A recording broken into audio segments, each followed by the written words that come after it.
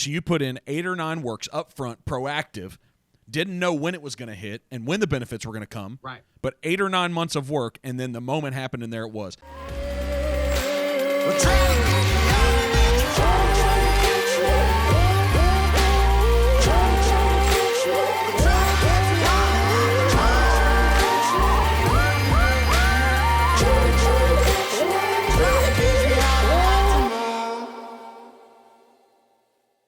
Kyle Draper, what the hell's going on, man? I know with you I have to reserve 4-letter words, but Kyle Draper, the all-knowing of content compounding. So, hey, to give you a little intro, man, you really started out this business helping an entrepreneur perspective of realtors and loan officers. And this content compounding, it really started out, I think, as content creation. And I'm sure there's a couple books coming in the future.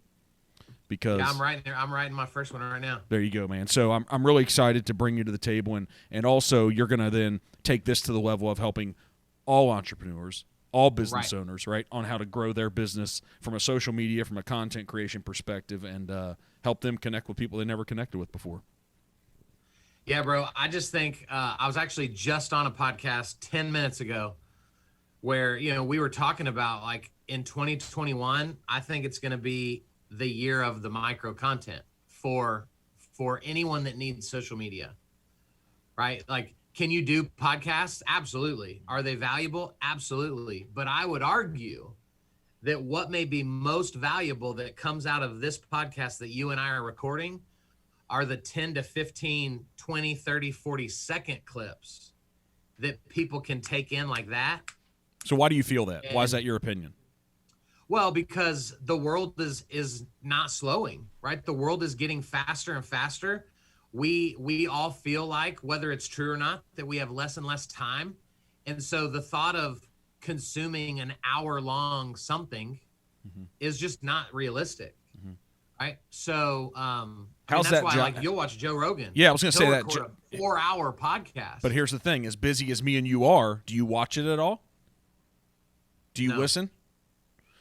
So here's what's wild. I do some, right? But I consume it from an entertainment perspective. That's what his is, right? Sure. So I guess we're talking about consuming it, connecting with consumers on what you're talking about, content compounding.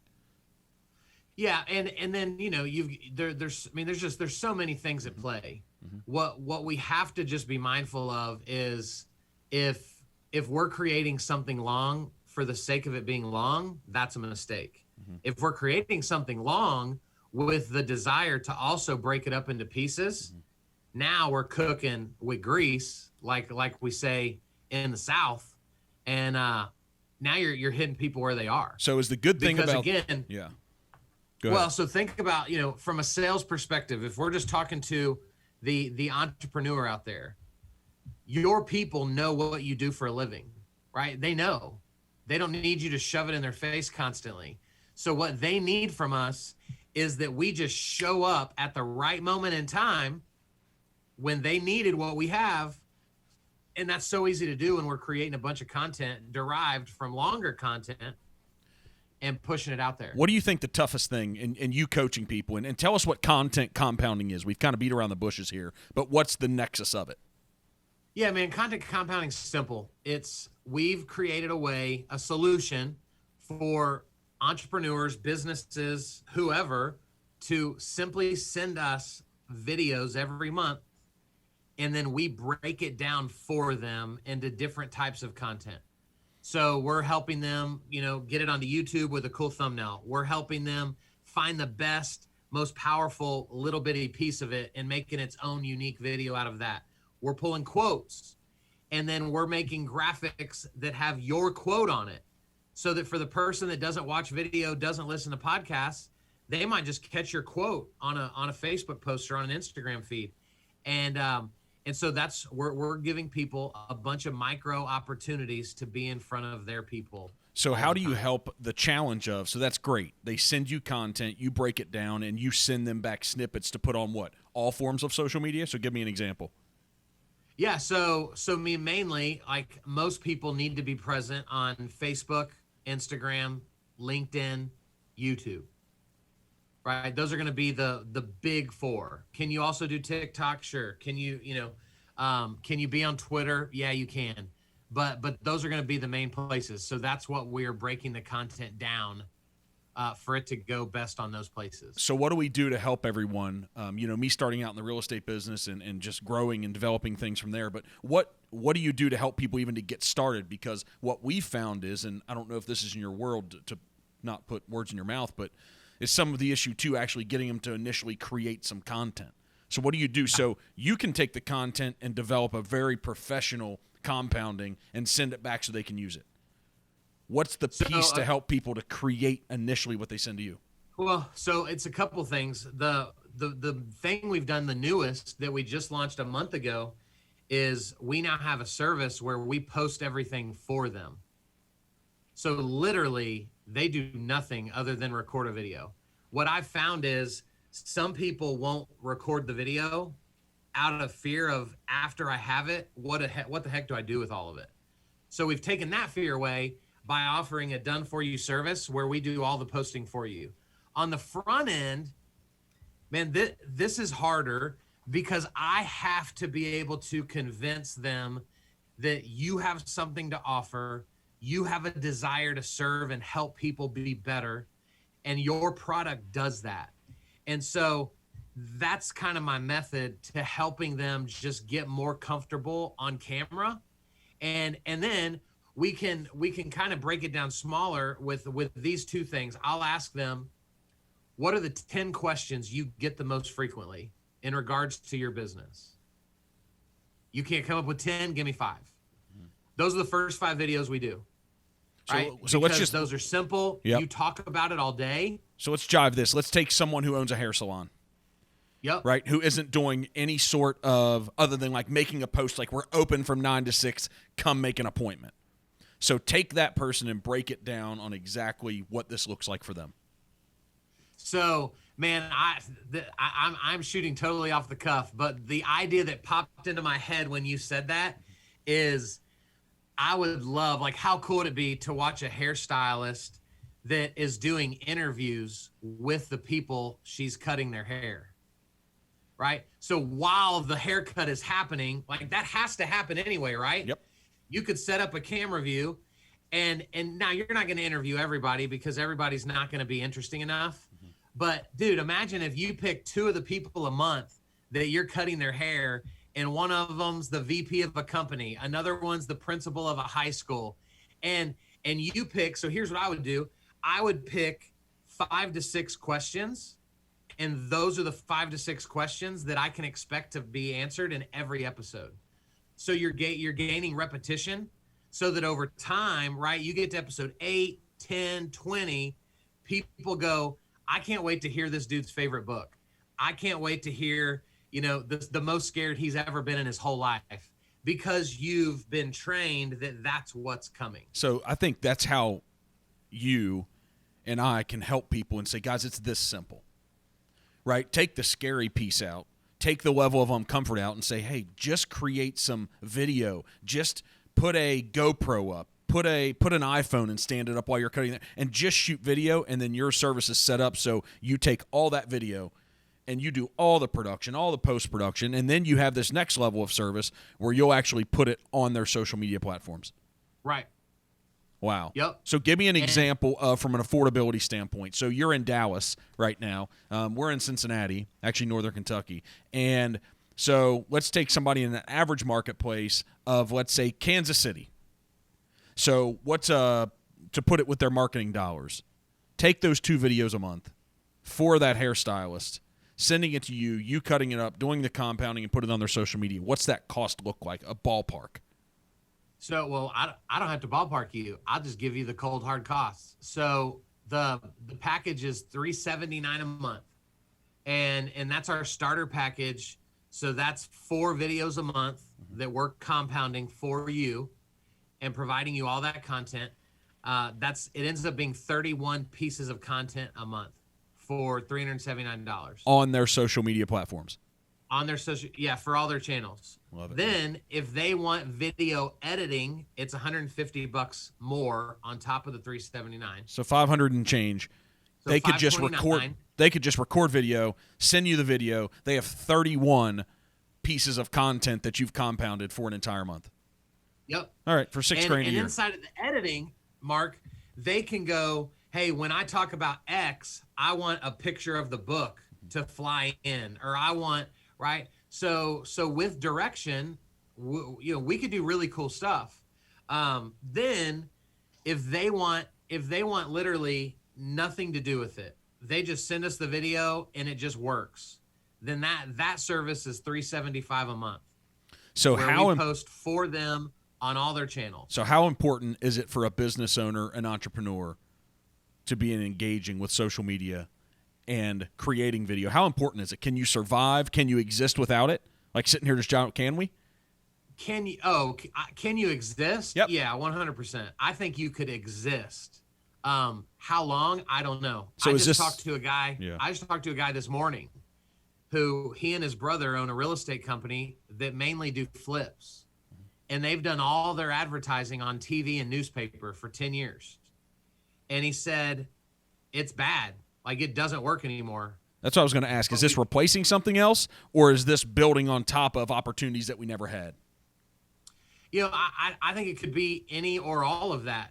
I think there's still going to be people out there that, like, you're a big personality. You're super sociable. You're a part of a bunch of clubs, right? That person, I think, could survive without having to be on social media.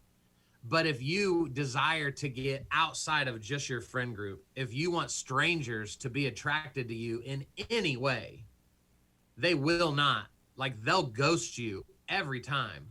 If somebody goes, dude, Kyle Draper is the bomb, you need to look him up, and they look me up and there's nothing there, at that point, they don't care what Mark Perkins said. They're not calling me. Yep. Because that's a red flag in 2020, almost 2021. So it's your new way of forming credibility, right? That's what it is. So Dude, so used to it was face-to-face. It was like, hey, you remember you had like 3 seconds to impress somebody, and they were going to make a decision on you. So what is it now with this new social world? Do we get longer? Well, I think that it would, the easiest way to say it is, in a lot of ways, you have one moment. If a stranger, again, you and I are friends, right? Mm-hmm. So we're not talking about us. Mm-hmm. We're talking about someone hears about you, someone finds out about you. You have one moment, right? You have one moment to make the right first impression, or at least not make a bad one. Yep. So the first piece of social media, what you're saying is the first piece of social media that potential client or customer engages with, they're forming their opinion there now. 100%, dude. And let me tell you this quick story.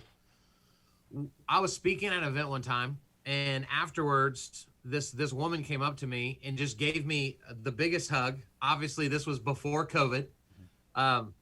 And she gave me, at the time, what I thought was the strangest compliment I've ever been given.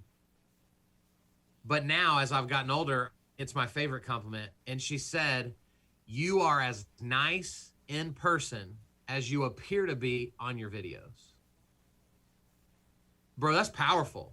And that's what you're trying to help people achieve with this compounding. What if you're listening to this, what you need to understand right here in this moment is you can literally remove the majority of the sales cycle from the sell if you've got a presence online and people can already show up to the table knowing who you are, what you're about, and that they trust you. Right? I talk to people now. They don't ask me, how much do you cost? They don't, they literally call and they're like, hey, can you talk to my group Thursday at 11?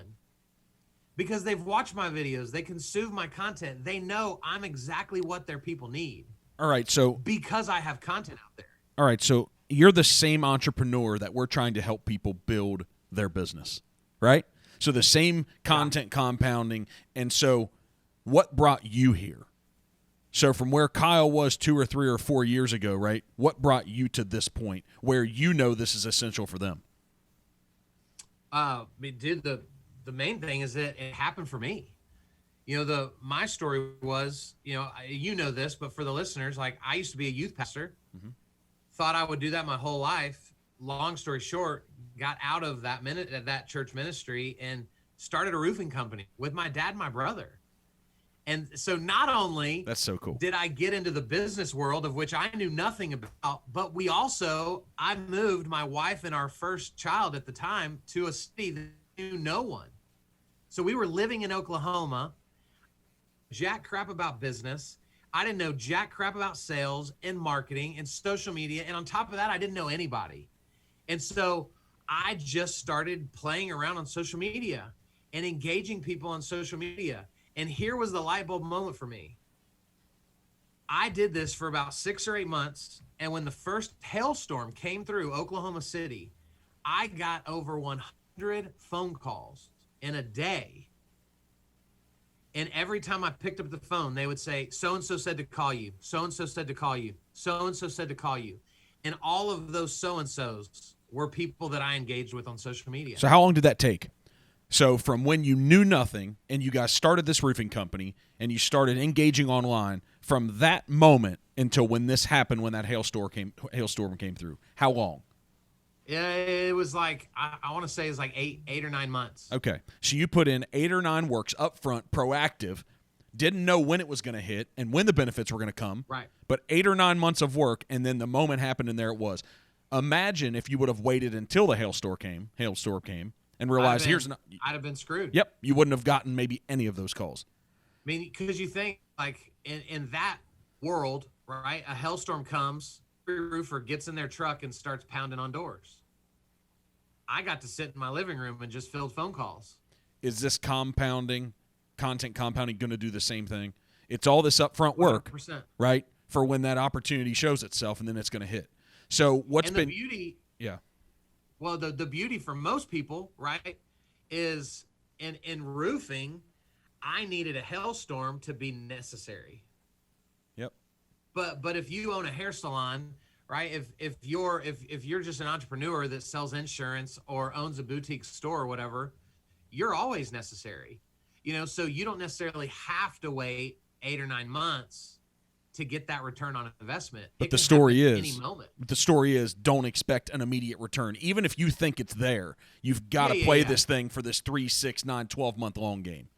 You have to. Well, and really, this should be our game forever. Yep. Right? The content game is not going away. I know you follow Gary Vee just like I do. Mm-hmm.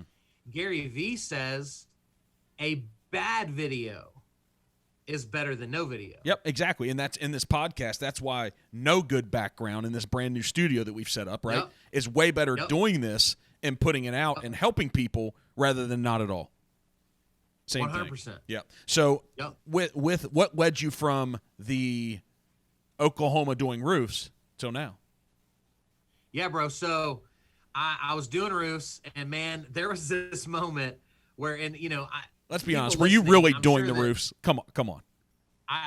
Well, no, I wasn't putting them on, but I was climbing on them, assessing damage. Okay. And I know for your listeners, like my voice probably sounds like I'm real sexy, and that's probably true. But I'm 6'3", 300 pounds. I'm a large human. And dude, I was up on a roof in the middle of August one day. The soles of my shoes are like melting to the shingles. And I just thought, there's no way that I want to do this for the rest of my life. Like, this sucks. What am I doing? And so luckily I'd made friends with a lot of realtors through offering inspections before closings and all of that. And so a friend and we started a company building websites for real estate agents. And that wasn't my cup of tea either, but it was better than climbing on roofs. And through that is where I noticed that realtors were terrible at social media. I started learning social media, and because I had a background in communication, I started teaching classes. And one thing led to another. I started teaching all over Oklahoma, then all over Texas, and then all over the country before COVID hit, which is ultimately how we got connected. And that has been my path. So like, I don't even really consider myself at this point, a lot of people would call me a social media expert. I think I am a people expert that's learned how to leverage that expertise on social media. So why? Because if you know people, you can accomplish it anywhere. So why then from realtors and loan officers to now you're going to be able to help everyone? So why this jump now to take this to everything entrepreneurial, to every business owner? So you saw that you saw realtors were terrible at social media. Yeah. Is everyone terrible at social media? No, everybody's not. But let me tell you another quick story. Yesterday, bro, this was so crazy. This was crazy. So yesterday, one of my clients was in town, right? I live in Dallas, Fort Worth now, and he was in Fort Worth for like a big rodeo. He's from Kansas. And so I drove out. It's 20 minutes from my house, drove out there to meet him. And so we're walking into this event, and all he's told me is that they're there because his brother is an owner of a bourbon company, and they're sponsoring this event. And I'm like, and so that's all I know. And so we start walking in, and he goes, have I told you how big of a deal my brother is? Like, that's a weird thing for somebody to say, right? Like, you have no idea what's coming next. Yeah, because you want to laugh. You're like, is this a joke? You know, like, because he could follow that up with like, yeah, bro, he owns like 2 McDonald's, you know? And so you just have no idea. And no offense to anybody that owns McDonald's. I'm sure that's because they're probably pretty wealthy too. Yeah. Best fries on the planet. Yeah. So he goes, have you ever seen the movie 12 Strong? Cool movie. Bro, and you may have already saw my post yesterday, so this isn't going to like be super like revealing to you, but maybe to your producers. He goes, yeah, so you know the guy that Chris Hemsworth plays in the movie? That's my brother. And we're going to meet him right now. The guy that the movie was written about is his brother. So really, he's really even cooler than Chris Hemsworth, let's be honest. Because he's the no one doubt. who did it and lived it. He literally defeated 50,000 Taliban on a horse in the middle of Afghanistan. So you've just explained to us why that's really cool, if we didn't already know. That's and, really and cool. I'm walking into a tent to meet this guy. So why am I telling you this story? I'm telling you this story because this is a growing bourbon company that is winning awards. They're moving nationally, and they have poo-poo social media presence. Like, it is, if you go to their Instagram, it is so canned and just inauthentic. And I'm over here going, you got the freaking dude that a week after 9/11 won this huge battle to secure the safety of our country. Tell the story. And that's not anywhere on the social media feed. It's just pictures of bottles, and it's pictures of people drinking bourbon, right? And so what makes them not? They said to me we suck at social media. So what makes, if they weren't aware, are they so busy just running their business and they're a good operator, but they just haven't embraced this social piece because they're already so busy? And what makes you see it when they don't?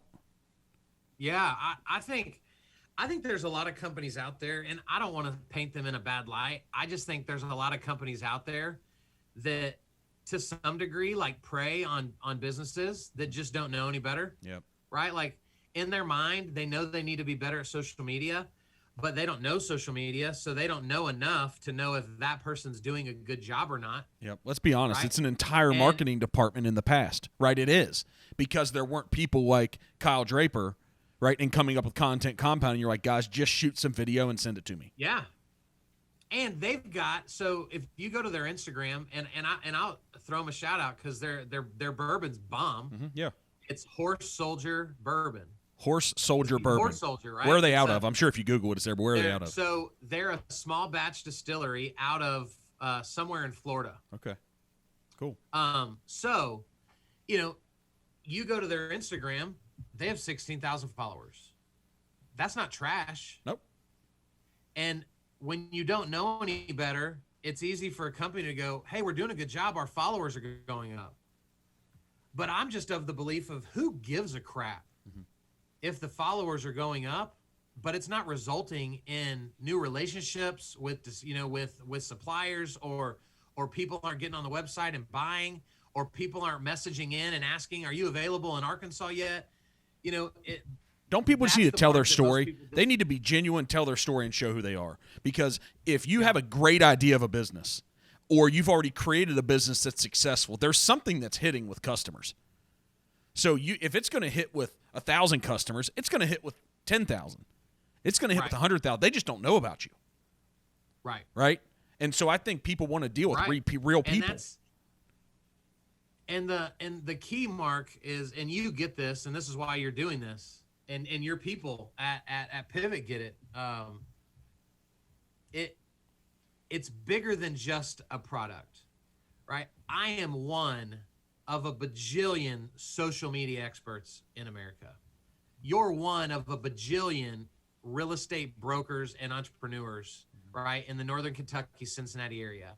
And so if we're not giving people like reasons to like us and cheer for us outside of that, we have a much higher chance of losing. So I agree. So people use me because we believe in the same God.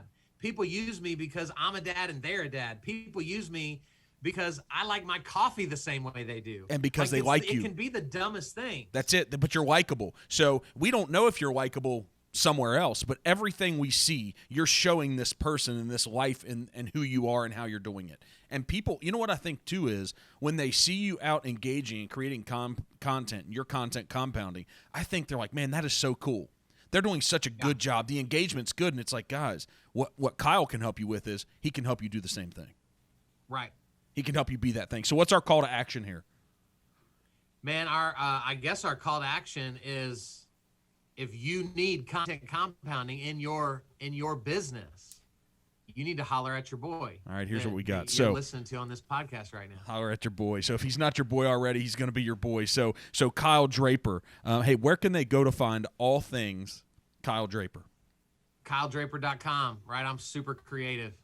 Were you the first guy? Are you the first and only? Like, how'd you get that .com? No, because you didn't get it with roofs. Let's be honest. You didn't start it. There's a sports personality. He actually just moved from. He's been with the Boston Celtics for forever, and he's this really big black dude. And so when you Google Kyle Draper, he always comes up first, which is obviously not me if you know me. But he just moved out to Sacramento to do the Sacramento Kings. But he just lost it. Like, he just missed out on the .com. I must have snuck in there a day before him. So where else? Do you want him to go to Kyle at KyleDraper.com? Is that the best place that people can engage with what you're doing, how you can help them? Yeah, or just go to my social media. I'm Coach Kyle Draper on Facebook and Instagram. Coach Kyle Draper on YouTube. Go look me up. Go see what I'm doing. Go see what we're doing. My team is unbelievable. And so thanks for what you've done, man. I mean, from when I met you a year ago in November, and what it's done for us. You know, when we went to San Francisco to the National Association of Realtors convention, we knew that video was coming. And so your story about roofs and engaging with people online before the hailstorm came and you were ready to take advantage of it and people knew who you were, we saw this video thing coming. Like, we definitely were not bleeding edge. I mean, people like Gary Vee have been doing it for 13 years, right? Yeah. But we felt in our business, we were challenging ourselves like, hey, where's this thing going? How are we going to interact with consumers? How are we going to help our agents build a better business? And even though I was even personally uncomfortable with it, I can be as confident as I want. I was uncomfortable with turning on an iPhone and talking to it. But we realized like, hey, we have to go out and find out what's happening. And so we went to San Francisco in November. We met you. We brought you in February, and you did a fantastic job for our agents and our company. And I looked at our sales manager yesterday and said, hey, Saul, can you imagine what COVID would have been like the past 9 months of our life if we wouldn't have been proactive to know video was coming and spend money and engage and train and prepare our agents? He's like, man, I don't even want to think about it. He said, I don't even want to think about it. And so what our relationship has done over the past year and what it's taught us and shown us how to do, it's just been incredible, man. So I thank you. And if other people engage with you, what it can do for them. And we haven't spent, it doesn't cost hardly anything to get this done. What they can do with you for $6,000, man, it probably would have used to cost 50 or 100 grand. It's insanity. And let me say this at the expense of losing clients. You could do this without me at first, right? Like people just need to start. That's it. Right. I will never try to convince somebody that like you need to invest money in me in order to be successful at all. Yeah. But it's really uncomfortable. And having a coach like you, man, it's essential. And it is just essential. No matter how much energy and passionate people are, it's really important to find somebody like you. I'm sure there's many more Mark Perkins and many more Kyle Drapers, but to get on here to try to show people a path and tell them your story. I hope there's not. I don't know if our world could handle too many more of us. Believe me, man, they can. Because we just met you a year ago and we could have used you before that. So we're excited when the book comes out. I'm not going to blow the title because, so nobody else steals it like you stole KyleDraper.com. Right? I know. Okay. I'll keep it. Well, we won't talk about it yet. Okay, man. So I appreciate what you're doing to help people. So whether it is, I'm sure they can even go online and find you and say, wow, this guy's doing incredible things. Let's just do what he does. But you've helped us a ton. If other people reach out to you, man, what they can do for what you can do for their business, it's just tremendous. In the confidence. Thanks for having me, bro. No, man, I love you, man. So please subscribe to The Necessary Entrepreneur on YouTube and wherever you get your podcast, and visit thenecessaryentrepreneur.com for more. Tell a friend if you like what you hear. Please be a subscriber. We'd love to build this thing so we can spread guys like the gentleman we're just talking to, and no matter what, be willing to do whatever it takes, no matter what. See you guys soon.